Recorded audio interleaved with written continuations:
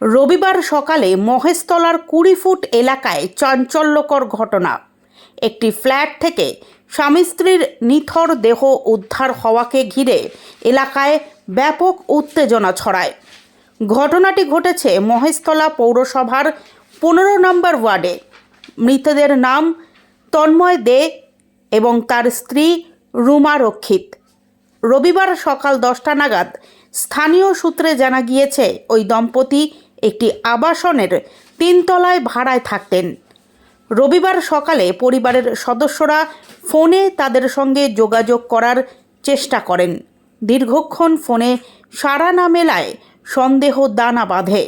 পরে পরিবারের লোকজন ঘটনাস্থলে এসে দেখেন ফ্ল্যাটের দরজা ভেতর থেকে বন্ধ।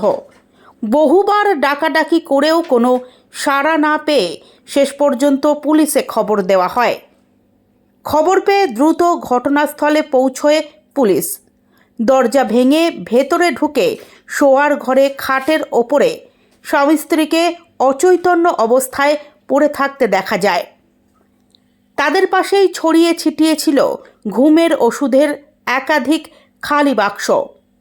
তড়িঘড়ি দুজনকে উদ্ধার করে বেহালা বিদ্যাসাগর হাসপাতালে নিয়ে যাওয়া হলে চিকিৎসকেরা তাদের মৃত বলে ঘোষণা করেন।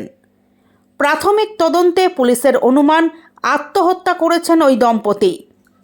পরিবারের সদস্যদের সঙ্গে কথা বলে জানা গেছে, দীর্ঘদিন ধরেই তারা চরম আর্থিক অনটনের মধ্য দিয়ে যাচ্ছিলেন। ঋণের বোঝা বা আর্থিক দুশ্চিন্তা থেকেই এই চরম সিদ্ধান্ত নেওয়া হয়েছে কিনা তা খতিয়ে দেখছে প্রশাসন। তবে তদন্তকারীরা জানিয়েছেন, অন্য কোনো কারণ এর পেছনে রয়েছে কিনা তাও খতিয়ে দেখা হচ্ছে। ইতিমধ্যেই দেহ দুটি ময়না তদন্তের জন্য পাঠানো হয়েছে। রিপোর্ট এলেই মৃত্যুর প্রকৃত কারণ ও সময় স্পষ্ট হবে বলে মনে করছেন তদন্তকারীরা।